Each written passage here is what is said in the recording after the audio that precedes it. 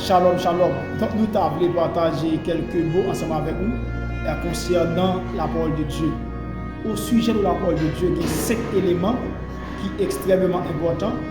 Il y a la lecture de la parole de Dieu, il y a la méditation de la parole de Dieu, il y a l'écoute de la parole de Dieu, il y a la compréhension de la parole de Dieu et il y a l'application de la parole de Dieu. En Nation 1er, la Bible dit ça. Heureux l'homme qui trouve son plaisir dans la loi de l'Éternel et qui la médite jour et nuit. Il y a l'écoute de la parole de Dieu. Nous devons être prêts pour nous tendre la parole de Dieu. Et la Bible dit que le sage écoute et il augmentera son savoir. Il y a la lecture de la parole de Dieu. Nous devons lire la parole de Dieu. Et il y a la compréhension.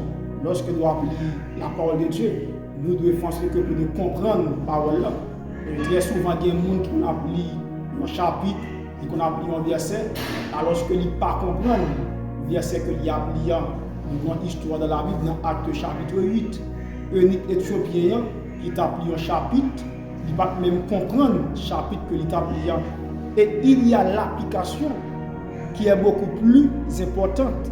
Parce que dans l'Apocalypse, qui ça que la Bible déclare, heureux celui qui lit et ceux qui écoutent les paroles de Dieu et qui gardent les choses qui y sont écrites. Ça qui est beaucoup plus important, ce n'est pas la méditation, ce n'est pas la lecture, ce n'est pas l'écoute, ce n'est pas la compréhension, mais c'est l'application de la parole de Dieu. C'était serviteur doux, pasteur Widerlin, Melchisedec Gonville. Que bon Dieu m'aide abondamment. Pas qu'un peu ça pour compter. Partagez-le avec un frère, partagez-le avec un soeur. Alléluia.